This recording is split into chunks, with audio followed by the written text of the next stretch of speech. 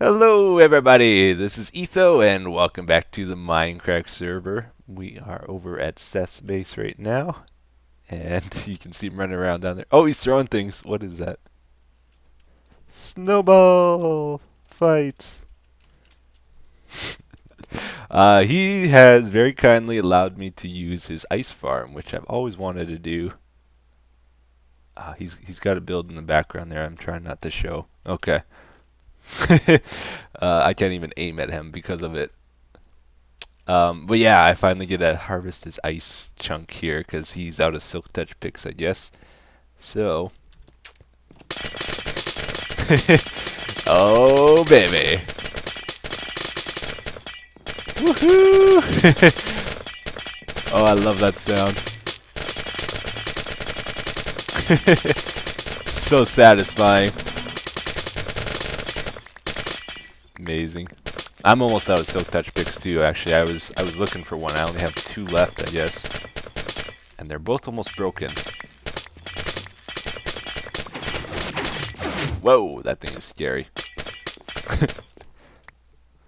All right, well, we got a full inventory of ice off of that, and I've been trying to ride a boat off of the ship here, and to go see Seth down there, and I'm having like all kinds of weird boat trouble. Place the boat, disappears, comes back. Right click, disappear, comes back. What is going on? Oh, there we go. Okay. All right, come on. We can do this. Now the trick is don't hold shift as you're falling. Woohoo! Woohoo! Seth probably got tired of waiting. Awesome. Wow, we crashed it under the water even. Ah! No. Oh, I think there was a creeper by me. No, my sounds are just sounding weird. Still trying to avoid looking at that build, so I can't return fire. And oh, I think I looked at it.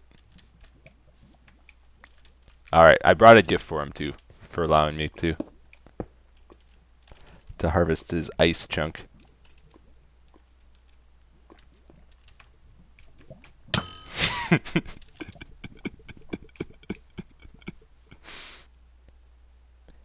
Alright everybody, so here we are at Ethiopia, my mountain base, and last episode we were working on that tree farm, trying to design the building and set up the redstone, that kind of stuff, and I've done a little more building on it, pretty much got the front all figured out, so da da da da. Here it is. Ooh, with a grand reveal music chime. Seth is fighting withers at the moment.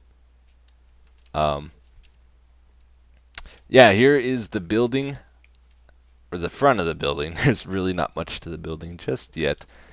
I think it turned out pretty good. I think it's fairly decent. I like it. The last thing I was adding was these. They're supposed to be skylights, but I'm mostly adding them just to have some more depth in the background. And they might be a little too tall now that I look at it again. Or at least from this lower angle. I think it looked better when I was up higher. Yeah, let's go take a closer look. Cross our little bridge. Woo. Getting the jitters. Alright, a little bit closer angle. So here's the thing.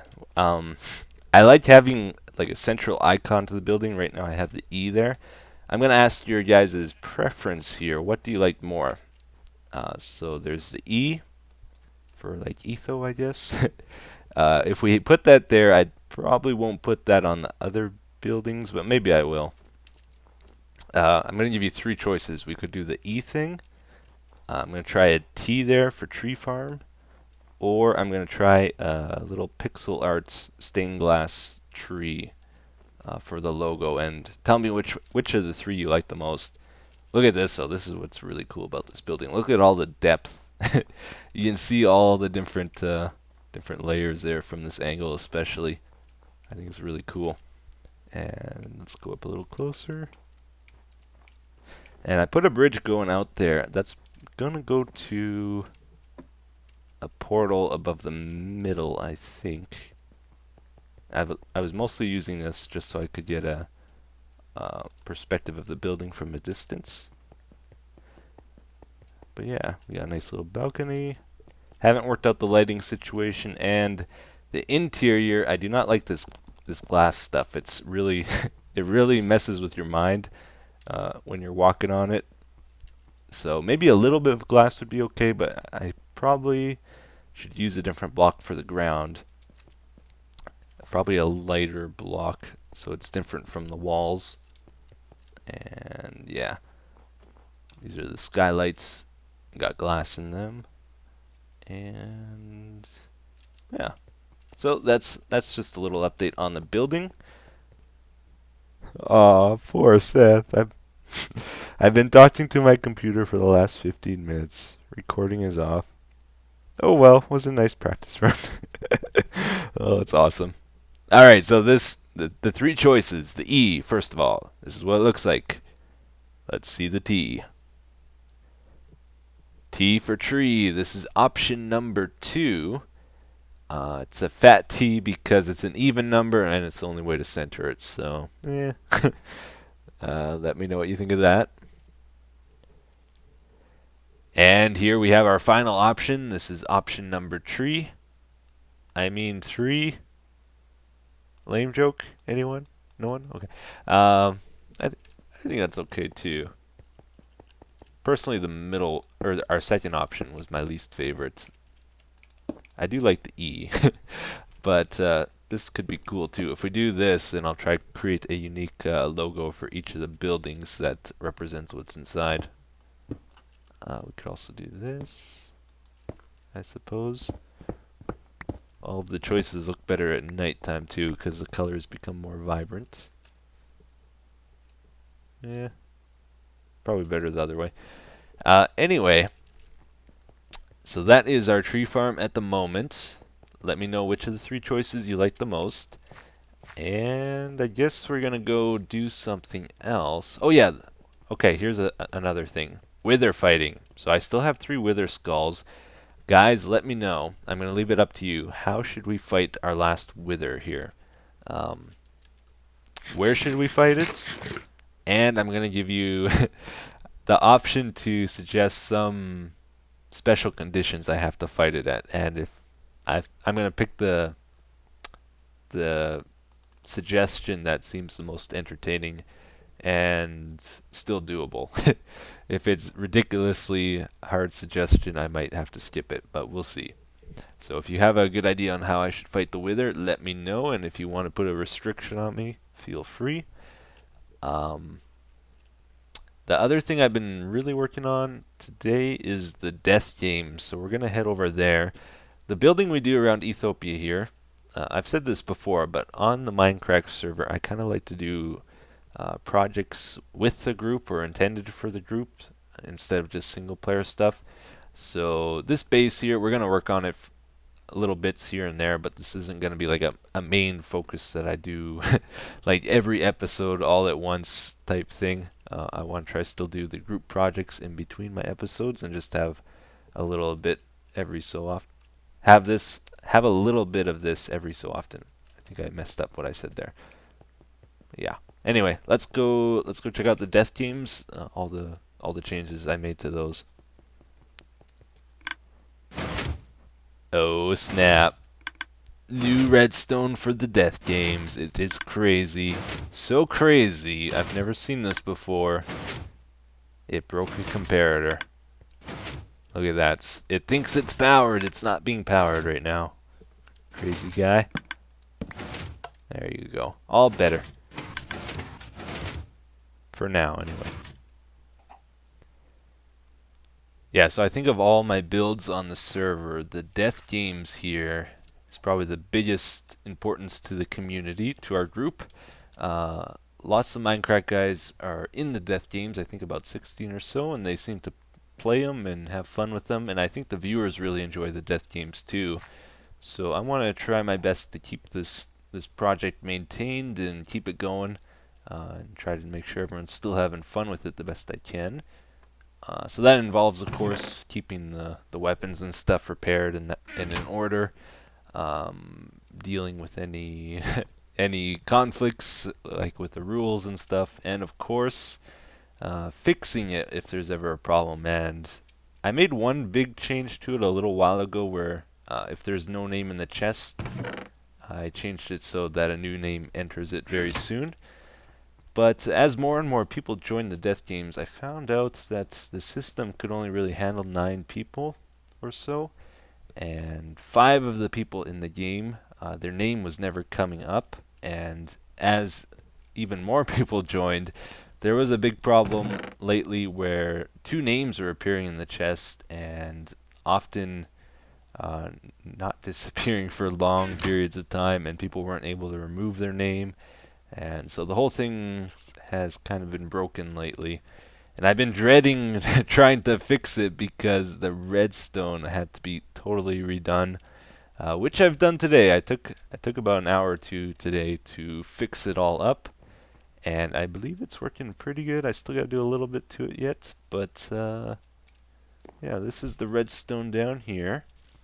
And I want to get this on camera in case there's ever like a water spill or a creeper blast or something. I want to be able to see this and be able to rebuild it quickly, because I'll have this as my guide. The big change I've made now with it, let's get out of here. I've made it more reliable. So one of the problems, if we click on this, well, let's just go down here first of all. So we have the chest up over there. There's a hopper below it. You can just see it over there a little bit. That goes to droppers, to the right, then up, to the left, back to the chest, down to the hopper, right, up, left. It does a loop. So there's six things involved there. A chest, a hopper, and 4 droppers. Before I was just like powering all the droppers, hoping it would end up at the front of the queue when I needed it. But what was happening is the game logic wasn't really handling it in an orderly fashion, and the names were just kind of getting stuck. They were all getting stuck in this spot here, which is a big problem. So I've changed it now so that it goes in a sequence. So first the dropper behind there gets activated because that's at 1, then it goes to 2, then to 3, and finally the names wait in this chest here for whenever I tell them to go. Did I say chest? I meant dropper. They wait in this dropper until I send them a redstone signal, then they get pushed into the chest. So that's a lot more orderly. I've also gotten rid of the daylight sensor because sometimes it seemed like it wasn't changing, because it would only change if someone was here at the start of a new day. Now it's going to be based on time. I got a hopper timer here. So if someone just runs through the area, it's going to activate it a little bit at least. I might also try to find out where the spawn chunks are in the world and put the timer in there and connect it over here. That way it runs all the time, maybe, and always updates. But what I've done is I got it in hyper mode at the moment. There's only 4 items in the clock, so it's gonna run really quick, and we can see it working here. Normally, when that's all full, it's gonna take like 6 minutes to update. So it goes to this pulse shortener monostable circuit there. That goes to the randomizer, which I only have 3 items in at the moment. I'll put 9 in when I'm all done here. Goes up to this sorry, to the dropper sequence thing to put in the front of the queue. You can see the names are all ending up here, which is good. The most important thing is that there's at least 2 names there for when we tell it to go into the chest. So it does that if the sword gets put into the hopper here. The comparator tells this piston to extend. You might see it here. Come on, come on. It's random. Maybe this time. Maybe the next time. Come on, RNG. Random number generator. It's not going. It's not gonna go. It's a 1 in 3 chance, and it just won't go. Seriously, it's been like 10 times now. 1 in 3 chance. There we go. So it pushes the block. This is at 2 ticks. This one's at 4. So this block gets put here for 2 ticks. Signal can pass through.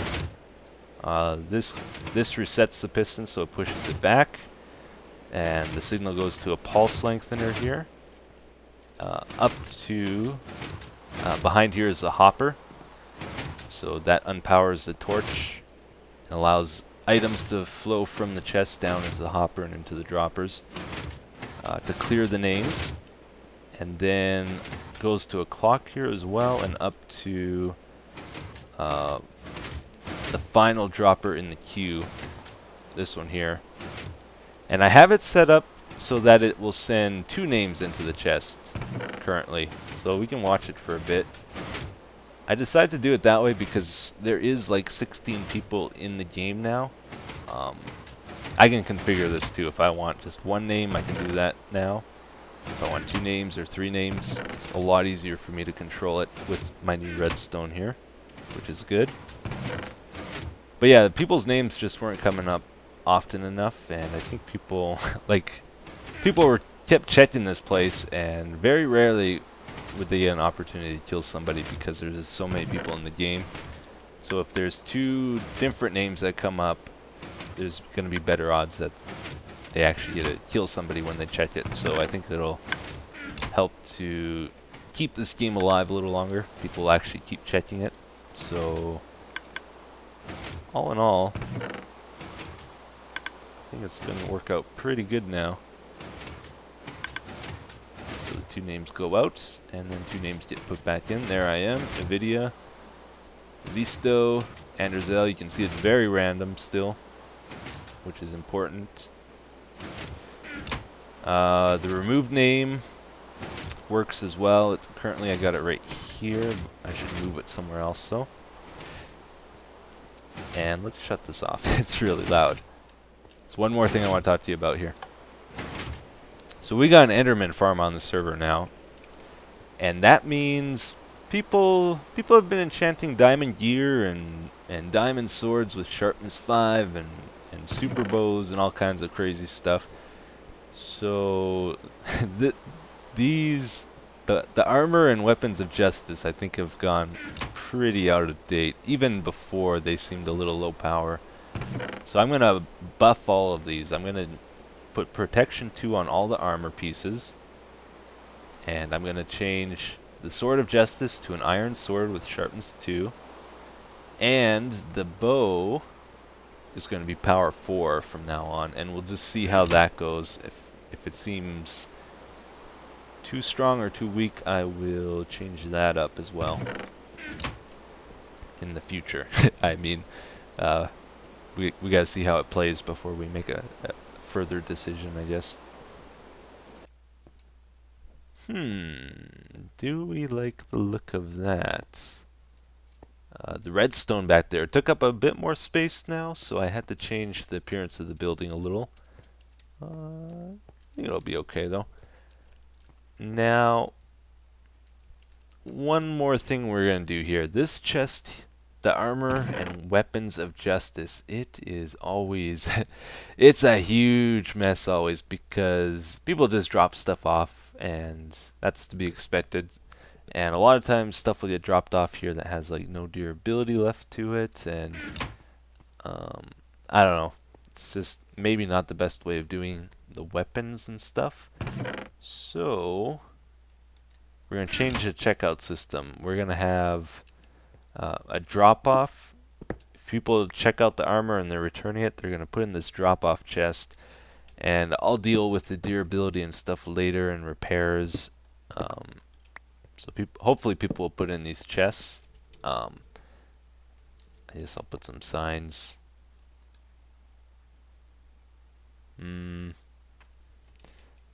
Drop off gear here. Drop off gear here. Kind of catchy. Drop off gear here. Okay. We'll put some lights under there too later. And then this, we're going to get rid of this chest. And instead, we shall put auto equipping system here. So, man, I got a lot of junk on me. I think I need those. Gonna need a pressure plate here as well. So we'll take that. Such a mess. Okay, come on. Come on. There we go. Okay, so we'll get rid of this chest. Let's maybe put it over here. Gonna have to change the outside of the building too, because it's gonna take more space. But let's do like a few dispensers like that, and do one of those fence and pressure plate deals. So I think if we have, let's try this out. We'll put that in there, that in there, that in there. Yeah, I'm wearing it. That's good. Oh, I can't restock the back one there. Oh, maybe I can. Nope, that was the top. I tried. But we can get at least 5 dispensers in this way. I think we can put one on the top too if we really want. And that way, so let's see, we'll need 4 for the armor. And we'll need 1 for the sword, 1 for the bow. Oh yeah, I guess we'll have to. Yeah, we definitely need to try and make use of all of these. So bow, sword, that's 6. Man, I kind of want to dispense an arrow and also like a strength potion, because usually people will run to Etho Corp for a strength potion. A poison potion would be nice to have in here too. But I guess we don't really have the space. Anyway, we'll do something like this for equipping people. That way I can have a stock of stuff in each of these, and that should work out pretty good. And then when they're done with it, drop it off here. But yeah. So anyway, that's just a little update of what I've been doing on the server today. That's going to be it for this episode. I hope you guys enjoyed it. And I will see you again next time. Bye-bye.